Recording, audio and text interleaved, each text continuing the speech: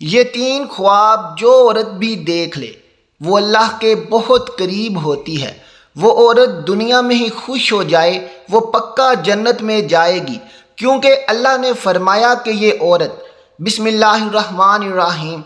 ناظرین کرام، آج کی اس معلوماتی ویڈیو میں ہم ایسے خوابوں کا ذکر کریں گے جس بھی اللہ کے نیک بندے اور بندی کو یہ خواب آ جائیں تو وہ سمجھ لے کہ وہ اللہ کے بے حد قریب ہو چکے ہیں اور اللہ تبارک و تعالیٰ نے ان کو منتخب کر لیا ہے۔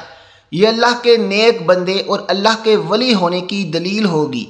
ناظرین کرام، خواب کی تین قسمیں ہوتی ہیں۔ ایک خواب شیطانی خواب ہوتا ہے، دوسرے نمبر پر نفسانی خواب ہوتا ہے، جبکہ تیسرے نمبر پر رحمانی خواب ہوتا ہے۔ اور یہ خواب کی قسمیں ہیں۔ سب سے پہلے تو آپ کو یہ جج کرنا ہوگا کہ اس بات کا علم آپ کو ہونا چاہیے کہ ان تین خوابوں کی جو قسمیں ہیں ان کا معنی کیا ہے، ان کا مقصد کیا ہے اور یہ کن لوگوں کو ایسے خواب آتے ہیں۔ ناظرین، یہاں پر آگے چلنے سے پہلے آپ کو ایک بہت ضروری بات بتاتے چلیں کہ اللہ نے جس وقت ہمارے پیارے نبی صلی اللہ علیہ وسلم کو نبوت عطا فرمائی تو اس امت کو اللہ رب العزت کی جانب سے نبوت میں سے 46واں حصہ یعنی سچے خواب امت کو عطا فرمائے ہیں۔ سچے خواب اللہ تعالیٰ کی جانب سے تحفہ ہے اور یہ تحفہ امت محمدیہ کو ملا ہے۔ اس سے پہلے بھی حضرت یوسف علیہ السلام کو خواب آیا، وہ بھی اللہ کے پیغمبر تھے۔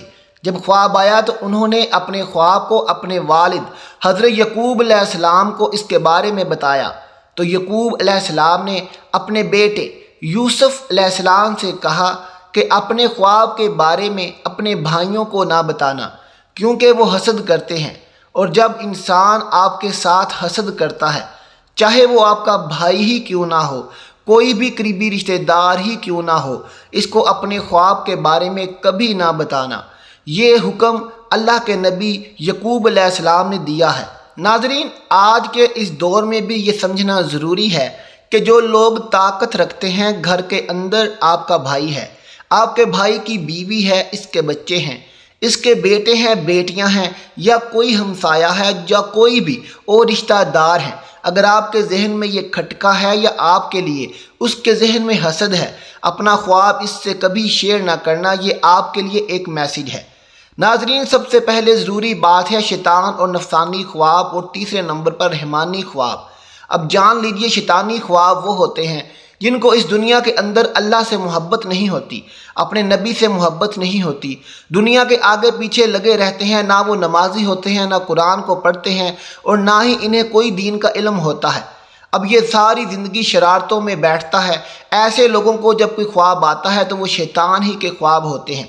اب دوسرے نمبر پر نفسانی خواب، یہ وہ خواب ہیں کہ جب سے انسان کوئی کام کرتا ہے یا کوئی بھی اس کے دکان ہے، اس نے کوئی کاروبار بنایا ہے، کسی کے ساتھ اس کو محبت ہے، تو وہ سارا دن اس کے متعلق سوچتا رہتا ہے کہ اب میں کیا کروں گی، کیسے بہتر کروں، یہ کیسے کرنا ہے یا ایسے ویسے کرنا ہے۔ اس کے ذہن کے اندر سارا دن ایسی ہی باتیں چلتی رہتی ہیں، تو کئی مرتبہ ایسے خیالات کی وجہ سے، اس کو دنیا کے محبت نفس کی وجہ سے جس پر وہ زیادہ وقت دیتا ہے، اس قسم کے خواب آتے ہیں۔ اس کو نفسانی خواب کہتے ہیں، جبکہ ان خوابوں کا حقیقت کے ساتھ کوئی تعلق نہیں ہوتا۔ اب تیسرے نمبر پر جو خواب ہے وہ ہے رحمانی۔ پہلے ہم نے جانا شیطانی، پھر نفسانی، اب رحمانی۔ یہ خواب والے اللہ کے برگزیدہ بندے ہوتے ہیں جو نماز کا اہتمام کرتے ہیں، یعنی جو اچھے سے غریبوں کی مدد کرنے والے ہوتے ہیں، جھوٹ نہیں بولتے، اللہ کے نیک بندے ہوتے ہیں۔ اگر ان کو صبح فجر کی اذان سے پہلے اور اس حصے میں خواب آئے یہ حقیقت ہوتا ہے تو یہ کہنا زیادہ مناسب ہوگا کہ ایسے خواب ہوتے ہیں جو صبح سحری میں آتے ہیں۔ ناظرین، آج کی اس ویڈیو میں آپ کو وہ خواب بتانے والے ہیں جو کہ اللہ کے بندوں کو آتے ہیں۔ جو سچ میں اللہ کا نیک بندہ یا بندی ہو، یہ اللہ کے قرب ہونے کی نشانیاں ہیں۔ نمبر ایک، اگر ایسا اللہ کا نیک بندہ جو خواب میں اللہ کے کسی ولی کو دیکھتا ہے، اللہ کے ولی بے شمار ہیں۔ ہمارے درس کتب اللہ کے ولیوں کے تذکروں سے بھری پڑی ہیں۔ لاکھوں لوگ ہر چیز اللہ کے نیک بندوں کو دیتے ہیں اور ان کے لیے دعائے مغفرت کرتے ہیں۔ تو جو لوگ یہ سمجھتے ہیں کہ اللہ کے کوئی نیک ولی نہیں ہوتے، انہیں اللہ کی رحمتوں کے بارے میں کچھ علم ہی نہیں ہے۔ صرف سوچئے کیسے اللہ کے نیک بندے ہیں کہ ان کو وہ دنیا سے رخصت ہوئے سینکڑوں سال ہو چکے ہیں، لیکن آج بھی لوگ ان کی قبروں پر حاضر ہوتے ہیں اور ان کے لیے دعائے مغفرت کرتے ہیں۔ اور کسی عام شخص کی قبر پر اتنے لوگ کیوں نہیں آتے؟ کیوں ان کے لیے دعائے مغفرت نہیں کرتے؟ تو یقیناً یہ اللہ کے برگزیدہ لوگ ہیں کہ جن کے درجات اللہ نے بلند کیے ہیں اور مزید بلند کرنا چاہتا ہے۔ اب جان لیجئے کہ جب کوئی بندہ خواب میں اللہ کا ولی دیکھتا ہے تو یقیناً آپ کے لیے اللہ کے قرب کی ایک نشانی ہے۔ اگر خواب کی حالت میں کوئی شخص صحابہ کرام کو دیکھ لے، نبیوں کو دیکھ لے، کوئی بھی نبی حضرت آدم علیہ السلام سے لے کر آخری نبی محمد صلی اللہ علیہ وسلم تک، اور یہ بھی ایک اچھی دلیل ہے۔ اگر آپ خواب کی حالت میں روزہ رکھ رہے ہیں، درود شریف پڑھ رہے ہیں، یا کوئی درود شریف کی محفل ہے اس کے اندر آپ بیٹھے ہوئے ہیں، آپ نماز پڑھ رہے ہیں، اگر آپ خواب میں آسمانوں کی سیر کر رہے ہیں تو یہ بھی ایک اچھی خبر ہے۔ خواب کی حالت میں اگر قرآن پڑھ رہے ہیں یا خواب کی حالت میں کوئی نیکی کا کام کر رہے ہیں تو یہ اس بات کی دلیل ہے کہ آپ اللہ کے نیک بندوں میں ہیں۔ اب یہ بھی جان لیجئے کہ اگر پہلے آپ کا لگاؤ اسلام کی جانب بہت زیادہ نہیں ہے اور ان میں سے کوئی ایک خواب بھی دکھائی دیتا ہے تو سمجھ جائیں کہ آپ پر رحمت ہونے والی ہے اور آپ کو یہ خاص مقام و مرتبہ ملنے والا ہے۔ اس دنیا کے اندر بھی آپ کا مقام بلند ہو جائے گا اور جہاں جہاں آپ کا قدم پڑے گا رحمت ہوتی جائے گی۔ دنیا کے ہر شخص آپ کے لیے، آپ کی خواہش کے لیے ہوگا۔ اگر ان میں سے کوئی بھی ایک خواب آتا ہے تو پھر سے سمجھ لیں کہ کبھی کسی کو اس کے بارے میں نہیں بتانا۔ ناظرین، اب وہ 3 خواب کون کون سے ہیں جن کی وجہ سے آپ بھی اللہ کے ولی ہو سکتے ہیں؟ نمبر 1، پہلا خواب ہے قرآن مجید پڑھنا۔ تو آپ نیک بندے ہیں، اللہ پاک آپ کو بہت عزت دینے والا ہے، آپ کی شان اللہ بلندیوں کی طرف لے جا رہا ہے۔ اگر آپ خواب کی حالت میں قرآن مجید پڑھ رہے ہیں تو آپ کی شان دنیا کی نظر میں، اللہ کی نظر میں بہت اعلیٰ ہے۔ یہ اس چیز کی علامت ہے، اس بات کی دلیل ہے کہ آپ ایک اچھے راستے پر چل رہے ہیں اور اللہ کے قریب ترین بندے ہیں۔ اور تو اور اگر آپ جوان ہیں، یعنی آپ کو یہ خواب جوانی کی حالت میں آتا ہے تو سمجھ لیں اللہ اس کو اس دنیا میں ایک اچھا مقام اور مرتبہ دینے والا ہے۔ نمبر 2، خواب میں نہانا۔ اگر آپ خواب کی حالت میں نہا رہے ہیں تو یہ بہت اچھی بات ہے۔ جب آپ نہاتے ہیں تو آپ دیکھیں کہ آپ کی گندگی دور ہوتی ہے اور جسم صاف ہوتا ہے۔